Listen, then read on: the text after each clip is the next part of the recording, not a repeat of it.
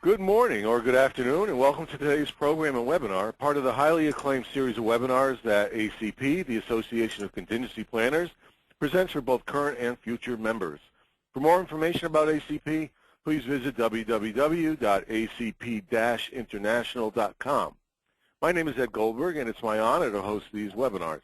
My thanks to Gianna and Alyssa at ACP's headquarters at ADG in Albany, and my good friend Fred Rogers at Continuity Housing for their roles as webinar experts who work behind the scenes to ensure that these webinars happen flawlessly. And a big thanks to our webinar series sponsor, Continuity Housing. Continuity Housing guarantees pre-negotiated hotel rooms at substantial savings for the critical employees of larger and mid-sized companies in order to help prevent a business disruption in the event of a crisis.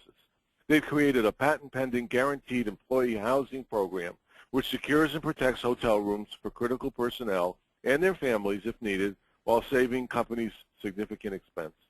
Continuity Housing has a 100% success record with their deployments, and each member of their team has at least 10 years of experience. For information on receiving a free 30-minute consultation about your deployment housing needs, visit continuityhousing.com or leave a comment in the survey that pops up at the end of the webinar. This and previous webinars are recorded and made available on the ACP website. Please feel free to share the link to the recordings with your peers and anyone you think might benefit from it. You'll receive a link to the recording after the webinar via email along with additional information on the topical content. Help us out if you would. If you have an idea for a webinar topic, please send it to fred.rogers@continuityhousing.com. Our topic today is Bioterrorism Preparedness for Businesses, how to stay operational even during an anthrax attack. Since 1999, the nation has stockpiled life-saving medications to be quickly distributed to local health departments in the event of a bioterrorism disaster. In the last few years, there's been a concentrated effort by the Centers for Disease Control and Prevention to encourage local public health departments to partner with large employers in the community to distribute that medication directly to their employees and their families during a bioterrorism event such as a regional anthrax attack. Many employers across the country are already part of the program, which is called a closed point of dispensing network or closed POD network. But many are not even aware of the program's existence. Becoming a closed pod directly benefits an employer by assuring its workers are protected against a lethal biological agent, and also helps achieve a company's business continuity goals by encouraging workers to report for duty and keep the company operating. This presentation will explain the benefits of the program and show both public and private employers how they can better protect their workers and remain operational in the wake of a bioterrorism attack. Our speaker today is Harlan Dolgin. Harlan Dolgin has been a business continuity professional for more than 15 years, having received his CBCP in 2003. He's the co-owner of Biodefense Network, a public health consultancy that specializes in all aspects of closed POD planning, including recruiting businesses and other organizations to become closed points of dispensing. He is also co-founder of pandemicprep.org, a 501c3 nonprofit organization that provides free educational sessions on pandemic and bioterrorism preparedness in the St. Louis region. Harlan has been a business continuity consultant since 2009, previously worked for Thomson Reuters, WellPoint, and U.S. Bank in business continuity and disaster recovery management positions. Please join me in welcoming Harlan Dolgin. Good morning or good afternoon, Harlan. Well, thank you very much, Fred, and appreciate being here talking with everyone. And now that Fred's given my presentation, I think I'll just take questions. Anyone have any questions? No, I'm kidding. Okay. Fred had gone over my bio a little bit, so I'm not really going to focus on that. I've gone the path many of you have, been in business continuity with different companies over the last 15 years, and just in the last, really since 2006, have been focusing on pandemic preparedness, and then since 2011 specifically focusing exclusively on bioterrorism preparedness. And so that's what we're going to be talking about.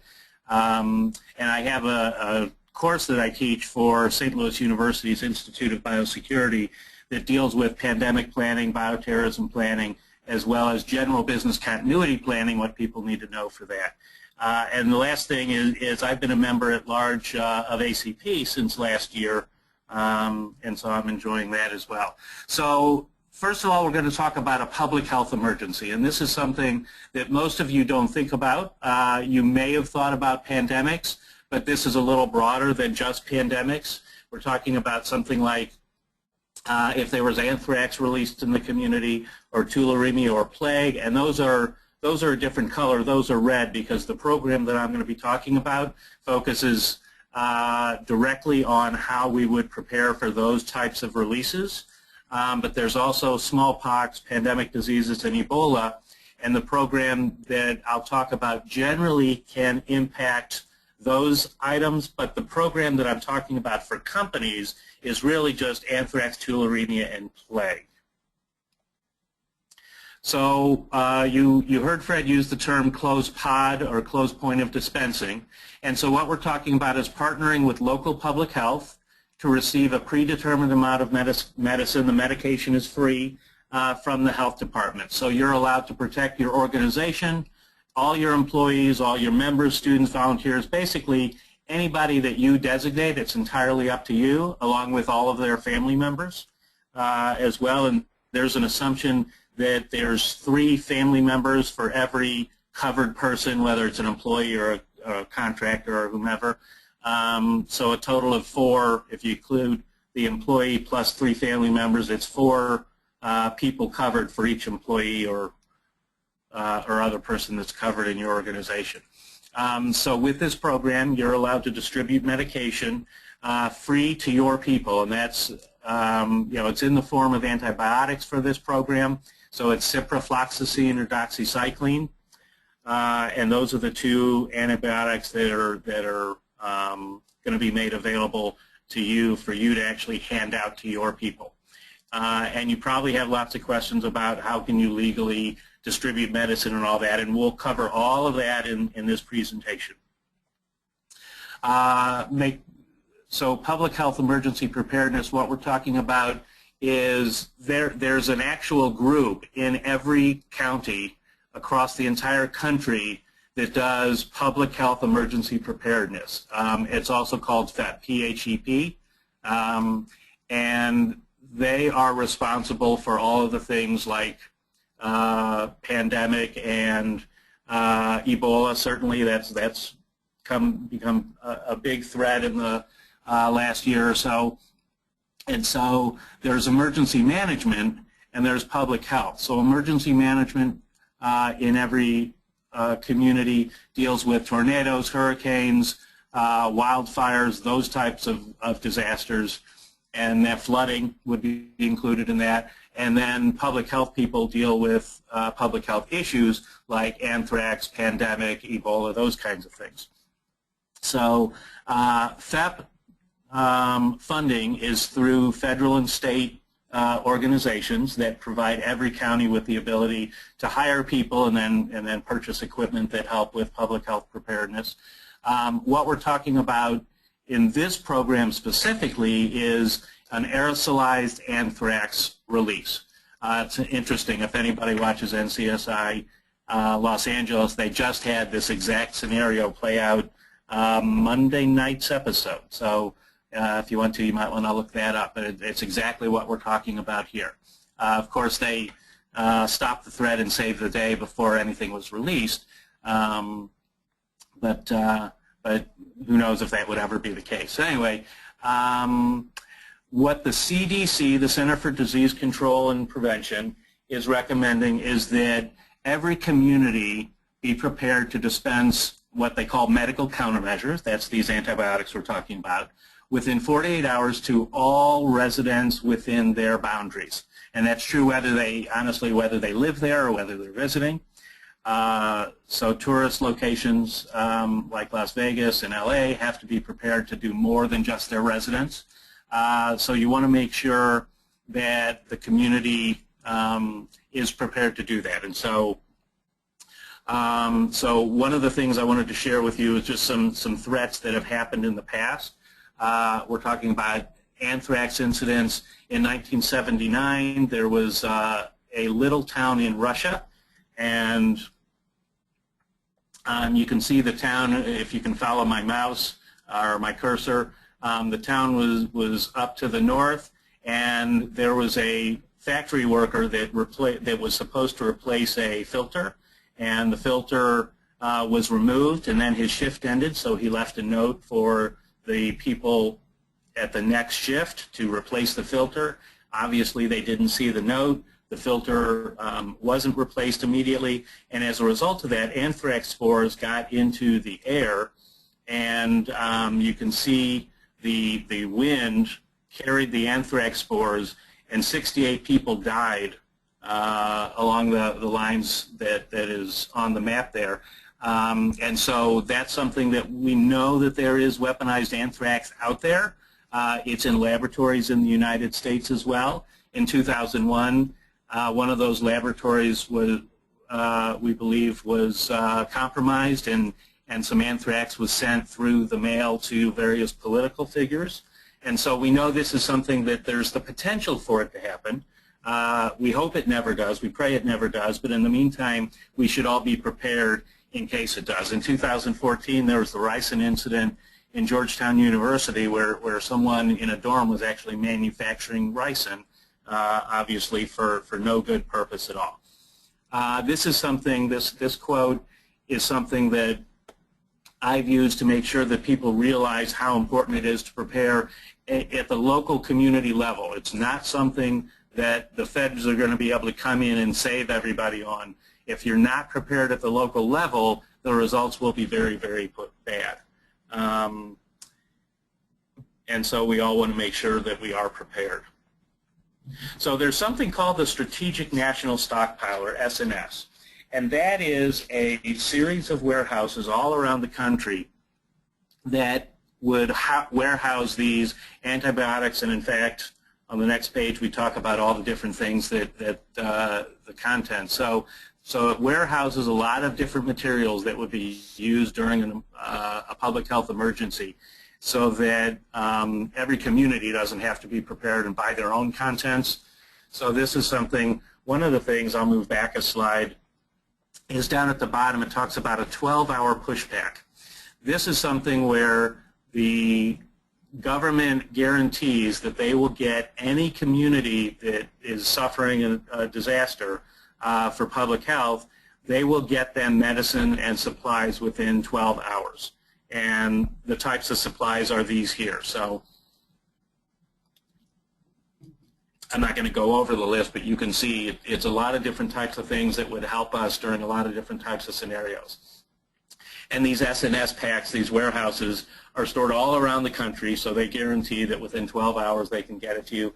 And they have contracts with UPS and FedEx in different locations to make sure to guarantee that they can get it to you very timely, whatever community is going through this type of disaster. Okay, the way someone would request SNS materials, now keep in mind this is all done at the government level, but they would have to determine, first of all, that the needs for the medicine outweigh what the local supplies that they have, and then they request assistance from the state. The state then requests assistance from the federal authorities. The federal authorities would then grant, and it's actually the Secretary of Health and Human Services who would declare that SNS assets need to be moved to a particular location, and then the SNS assets come to your locality and they would be distributed accordingly. And then there would also be a lot of discussions between all of the federal agencies, because obviously this is a very serious time, and you know, whether it's anthrax or something else, but obviously there would be lots of communications with federal, state, and local level agencies. Okay, so now we're going to talk about what a pod is. A pod is a point of dispensing. It's not a P-pod. So a point of dispensing is a way for people to distribute medications and anything else that's needed as quickly as possible in a local community. So there are open points of dispensing, open pods, and those are open to the public. And then there would be closed pods or closed points of dispensing, and those would be run by companies or other large organizations, universities, hospitals, school districts, those organizations that have a predefined, preset number of people, and they can deliver to those people. And what that does, when we have open pods, the open pods, you can see there will be very long lines at the open pods here. So what we're talking about is these three buildings here, pod A, B, and C. You've got the health department giving medication to all of these pods, and you've got long lines here, and you've got your company. Your company has no option but to have people stand in these long lines. And just as an example, in St. Louis County specifically, each local open pod is going to service about 50,000 people. So the way my partner always tells it, where would you want your people to be in the event that there's an anthrax release or something like that in the community? Would you want them to be cowering at home with their families? Would you like them to be at open pods with 50,000 of their closest friends? Different for every community, but you get the idea. Or would you like to be able to say, come to work? So at present, with open pods, your company would wind up being closed, and you would have to send them to these open pods. The other alternative is for you to be able to be that body, that company that says, come to work. We've got your medications. We've thought about this. And it's just going to be another sort of day, normal day at the office. So here there's one less pod, so we removed a pod. The medicine makes an end around the pods and comes directly to your facility, and you're able to say, come in, we're open. So we feel this is a much better solution. It reduces, and you can also see there's fewer lines. So there's fewer people in lines at the pods, and there's fewer people in lines or shorter lines at your company. And this is just a way for us to deal with a situation that we hope never happens, but if it happens, we're all prepared, and you're able to pretty much be open, and it's business as usual. So just to tell you what we've done, my company is Biodefense Network. We don't, just so you know, there's a disclaimer, we don't charge any companies to do this process. Our fees come from the counties, and so we're working in a number of places to help with public health awareness, with actual creating more closed pods for communities. So you can see we've worked in New York, in Missouri, which is where I'm from. In Texas, we have a lot of jobs in Texas. I'm in Houston now, in California, and we're starting a job next month in Seattle, Washington. And our goal is for these communities to get more closed pods, so you reaching out to them, and by the way, every community around the country is doing this, so you reaching out to your local community is certainly going to help you and going to help them and help the community. So let's talk about what we did specifically in St. Louis. So there's a representation of the arch. Before we got involved in 2011 with St. Louis County, they had already had 27% of their people in closed pods, and that's 27% of all the residents. St. Louis County has 1 million residents, so it makes the math really easy. And so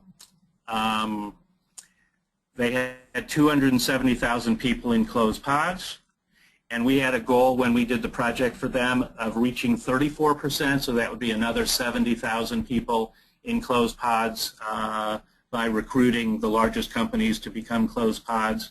And we asked them for a stretch goal. We said, what would you like to see? And they said 50%. If we could get 50% of all the residents being part of closed points of dispensing, then they felt they could handle 50% being in open pods, in open points of dispensing. And as it turns out, we were actually able within a 5-month period to get 15 of the 19 largest companies or largest employers in St. Louis County as part of a closed pod, which means that 72% or 7 out of every 10 people would actually go to work to get their life-saving medications during an anthrax release, which we call St. Louis the most prepared county in the country to deal with a bioterrorism event, because nobody else has reached 72% of their community being serviced by closed pods. So the impact on St. Louis's preparedness was substantial. So before our project, when they only had 27% of their residents covered by closed pods, they knew that they had to open 15 to 20 open pods, and each pod requires 100 people to run it, because again, we're talking about 50,000 people going through this pod. So 100 people would run an open pod. And we would need 2 shifts, so that was 200 people. And if you multiply that by 15 open pods, you get about 3,000 people. So that's where you get 3,000 to 4,000 people or volunteers, and staff is included with that. But it's mostly volunteers who would have to help with this. After the project, you can see on the right, they determined that with 72% of the population covered, only 7 to 8 open pods were needed. And that the total number of volunteers that they would need is 1,400 to 1,600. So we really had a significant impact on their ability to handle some kind of anthrax release or something else like that. Okay. So what are the benefits of participation from your end? So if you're a company, you want to make sure that you can get life-saving medication, what we call life-saving medication, when you need it most. So if there is some kind of a release in your area, you want to be in control of how fast you're distributing it to your people and the fact that your people are even getting the medication. There's no cost to this program at all. There's no cost to sign up, and even the medication is free. You want to protect your most important asset, which is your workforce. Your contractors and other groups that you can decide, as well as their families. You're able to remain open much longer during an emergency, which is a good thing. You also give your employees peace of mind that no one had probably ever thought of a bioterrorism incident before, but you can let them know you've got them covered. And of course, it's part of your business continuity or your coup plan, so that it's just another quiver, another arrow in your quiver that you can pull out, another tool you can use to make sure that your company remains safe and that all your employees remain safe. So I've talked about this a little bit before, but the biggest question, or the most frequent question we get, how much does this cost? And the fact is, I've said it before, there's no cost to enroll for companies or organizations, and there's no cost even for the medications. The medications are already pre-positioned, and they're paid for by the federal government under this SNS program, so you don't have to worry about that. The next question that comes up is, what's my liability? And there actually is no liability for this program, and there's one exception that I'll talk about in a little bit. So there's something called the PREP Act of 2005.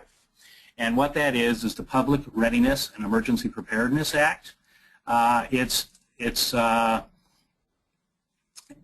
liability shield that the federal government has passed through legislation that says that if you're trying to be a good Samaritan and you're participating in this program, that you're not going to be sued in court from any kind of tort liability. And the only exception for that is willful misconduct, which I think you could understand. So if somebody intentionally does something, that's not covered, but as long as you're basically following the program, you are covered from liability. Okay? So when we talk about the PREP Act, there's just a couple of slides on the PREP Act. So it covers a lot of different people. All of you on the webinar and all of the people in the state would be considered program planners. So a program planner is defined as the state agency, the state or local government, employees, agencies, and then other persons. It has this other persons category, which includes private sector, employer, or community groups. And so, and it's the community groups and the private employers that if they supervise or administer a program to administer, dispense, distribute, provide, or use a countermeasure, so it's pretty broad language. And again, these are called countermeasures. All of these, this is a bioterrorism countermeasure. And it says anyone who is participating in this program, including even providing a facility, all of that is covered and you're shielded from liability. and you do have to follow your local regulations. And I'll get to that in a little minute. So how someone would participate. So first of all, there's materials that we can make available if anyone wants to contact me, and there's information about my contacts. There's my contact information on the last screen that you'll see in a few minutes. But I'm happy to provide you materials that we have. You also want to contact your local health department and see what materials they have. Specifically, you want to ask for the Emergency Preparedness Manager. Every community pretty much should have one of those. If not emergency preparedness, you might want to ask for emergency management. But they'll definitely know about the closed pod program. This is something that the CDC is pushing, so every community knows about this. And you want to ask about the local requirements of the program, and I'll talk about some of the differences we've found around the country with regard to that. And you also probably want to assemble a work group, and many of you probably have business continuity work groups. Some might have pandemic planning work groups. Those are the types of work groups that would be just one more thing for that work group to do. So I talked about local variation. So every community is different on how they implement this program. So they'll have size differences. So St. Louis County has 75 people as the minimum. I would say most communities have 100 people, 100 employees as the minimum, unless you're in a very small community, and then in which case it might be smaller. An example, Dallas has a minimum of 1,000 employees. Houston has a minimum of 2,500 employees, although they're looking at reducing that number. But so every community is going to have its own different rules, so you have to figure out what those rules are. So dispensing laws, who can dispense? I talked about the fact that you're going to be dispensing medication. It's only a pill bottle, so literally you're going to be handing pill bottles over. You want to keep in mind that states like Texas, California say anybody can dispense. New York is another one that says anybody can dispense. States like Florida and Utah have rules that say even during a public health emergency, you have to have a license to dispense, and then there are other states that are somewhere in between. So Missouri, for example, you either have to have a license to dispense medicine, or you can receive a 3.5 or 4-hour training course, and then you go on a list, and then you're allowed to dispense medicine as long as you've had that training, and the state of Missouri knows you've had that training. So it's just varies by state. You need to find out what the local state requirements are. The next question is whether there's an issue of are they going to deliver the medicine to you, or are you going to have to pick it up? So that's a small detail, but it's just something that varies state by state and community by community. Whether there are any Good Samaritan laws, I focus on the PrEP Act because that's a general liability shield for every community. There may also be some additional Good Samaritan laws that apply to your community. And then the dependent, what we call the multiplier. So I've said that most communities, almost all communities, use a dependent multiplier of 3 family members for every, or 3 dependents for every employee or consultant or contractor or whatnot. You just need to find out what that dependent multiplier is. And then there's a memorandum of understanding, or an MOU, that they'll ask you to sign. Sometimes it's a memorandum of agreement, MOA. So you just need to find out the language that they want you to agree to. And then if you're a national employer, we're trying to institute a program where national employers don't have to worry so much about, if you're in 1,000 different communities, you don't want to look at 1,000 different MOUs from each of those individual communities. So our proposal is that, or our proposition is that national employers develop their own 1 or 2 or 3 MOUs based on the templates that are out there, and they just offer these to communities to say, if you want us as an MOU or as a closed pod, you have to sign this MOU. It's our MOU because our legal department's not going to look at 1,000 different MOUs. So that's the type of thing. We also have developed a questionnaire that the county would give you all of the local rules and regulations that I talked about on the last slide. as well as there's a company sign-up form that we favor that indicates who is going to be participating from the company. So in other words, who gets notified from the company side if there is either an exercise or an activation, how many courses of medicine you need, what your pod location is in case they do offer up delivery, those types of things. So we believe it's everything that that a large company would need if they had multiple locations, that they'd be able to use these documents and create their own MOU and offer it up to people. And we think that's an effective way to solve a problem that national employers have, because generally speaking, they're not going to look at 1,000 different MOUs if they're, if they're in 1,000 different communities. So if you want to participate, and I'm just 1 or 2 slides away from being done, you want to contact, if you're a local employer or you have just a few locations or facilities around the country, you would want to contact the county's emergency preparedness manager. You want to get their MOU and whatever requirements they want to have. And if you're running into roadblocks at all, or if you need assistance, you can contact me, and I'm happy to help you just to make the connection. As a national employer, if you want to contact me, we've got a national employee template that we share. Again, there's no cost for us sharing the materials with you, and we can try and help you identify locations and talk about the national MOU that at least we believe is something that has merit. And that is my presentation. So I'm happy to take any questions that anyone has at this time.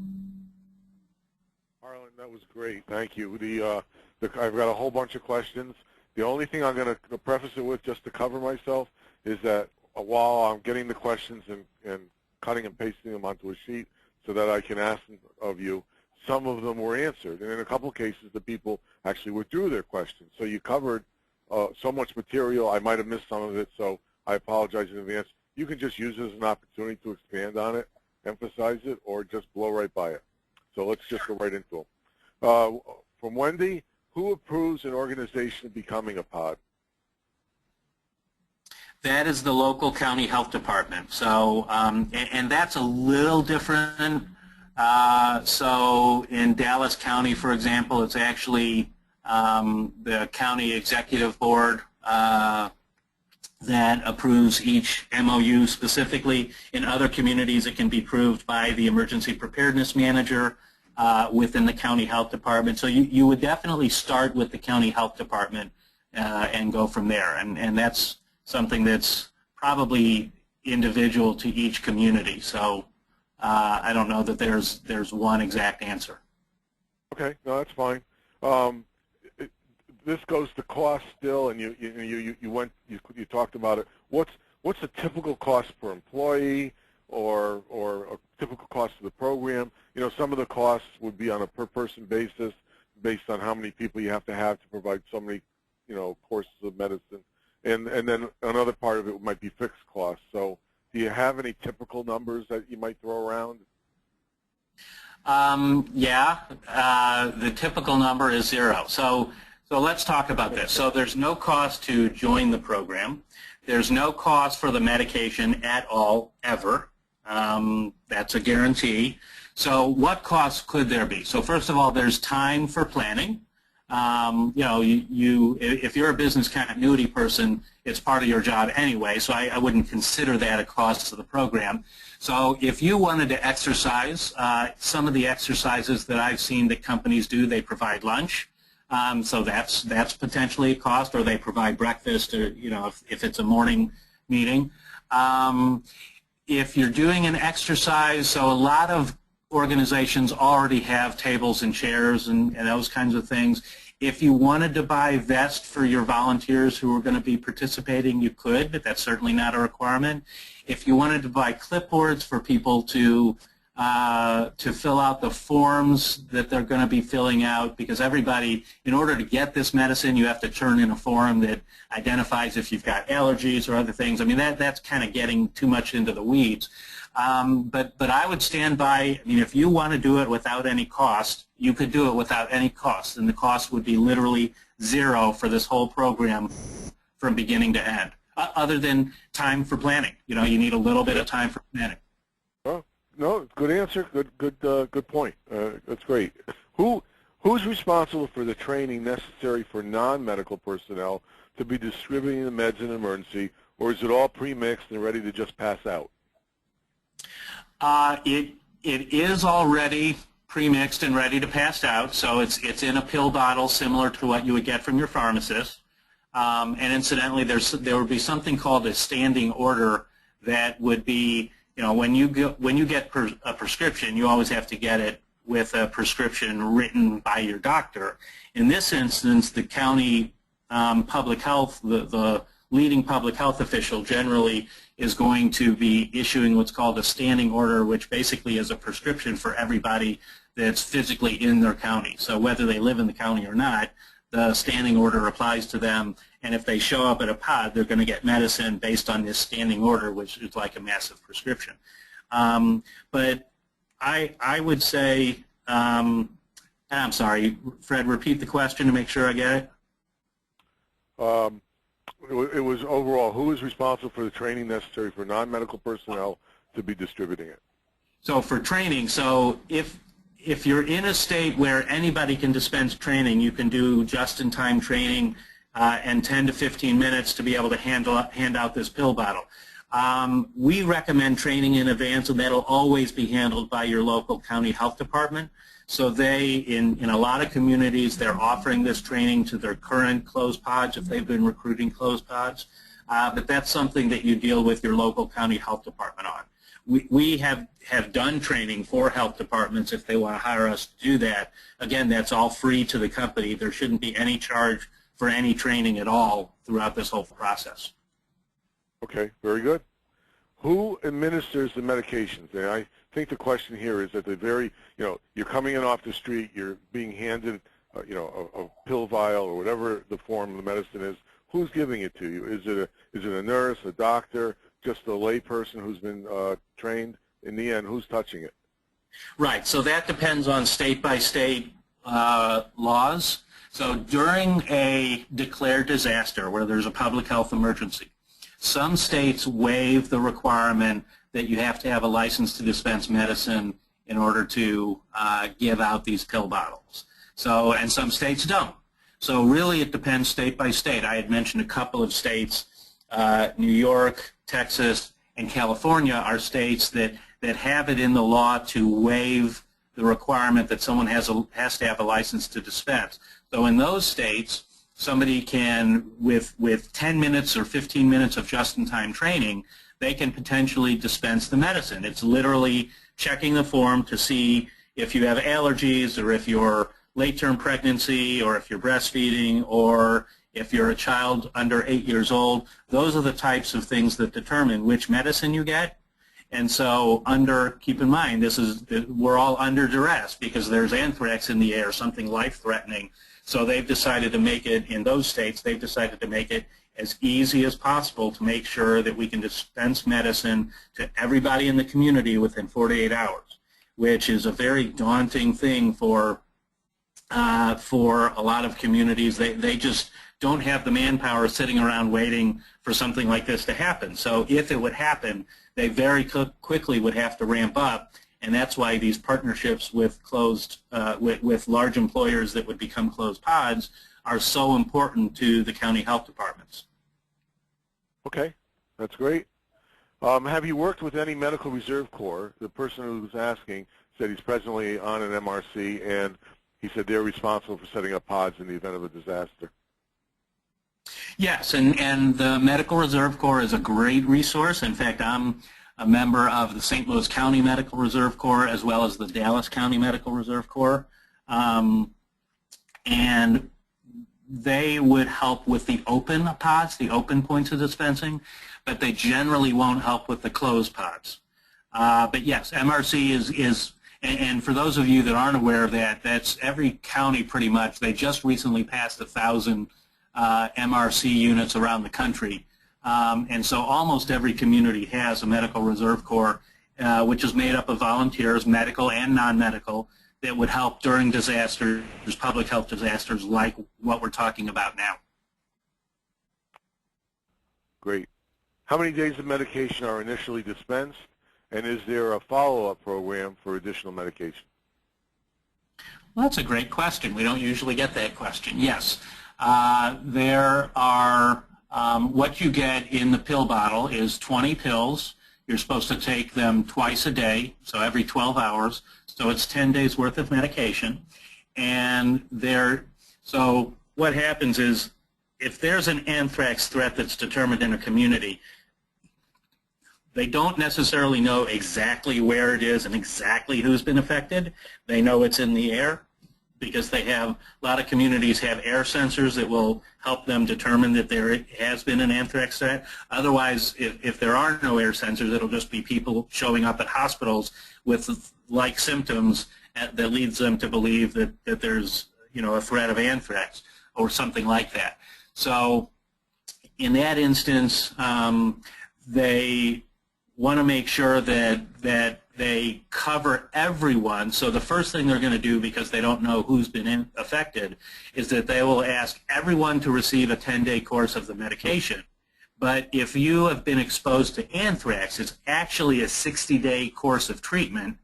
And so what they'll want to do is that getting everybody the 10-day course allows them a few days to figure out who was actually impacted, and those people that have a high degree or a high likelihood of being impacted would get the additional 50-day course at that time. So a lot of communities aren't really planning for the 50-day course yet. They're still planning for the 10-day course. But if you get the 10-day course, that gives them a few days to figure out who really needs the 50-day course. Terrific. We've still got questions coming in, but not queued up just yet. So what we're going to do is we're going to queue them up and give them to Harlan. And when the email goes out from ACP to everybody who signed up, we'll include those responses from you, Harlan, if that works for you. Yeah, that would be fine. Okay, great. Yeah, and what we're going to do now is just going to be a little.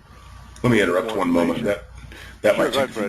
That might take a few minutes for you to put together, Harlan, because we do have quite a few questions that have come in. Even in the last minute, we've gotten 4 more, and they're really good questions. So usually we would send the follow-up email out today. It might be tomorrow before that goes out, so I just wanted to let everybody know. Okay, that's fine. And you know what? That's great, because the more questions there are, the more I know people are interested in this and really thinking about how they can apply it. So that's wonderful. Great. Thanks, Fred. And Harlan, thank you for it was a great educational webinar. Great presentation. And I'd also like to thank ADG and their webinar experts that make this happen. And again, Continuity Housing, Fred, thank you for sponsoring the entire ACP webinar series. And remember to visit continuityhousing.com. Leave a comment in the survey if you're interested in how they can help you. Be sure to watch the ACP website for our next webinar information on future webinars. Excuse me. As a reminder, this and the previous webinars are recorded. They're made available on the ACP website. Feel free to share the link to the recordings with your peers and anyone who might benefit from it. You'll receive the link right after the webinar with an email with additional information and so forth that I've told you about already. And finally, a very brief survey about the webinar pops up when you close your browser. If you would please, I'm begging you, can't see this, but I'm on my knee, take half a minute to answer the questions. It really does help us refine these productions and get topics that are of interest. Harlan, thank you very much again. And everybody, please have a great day and be safe.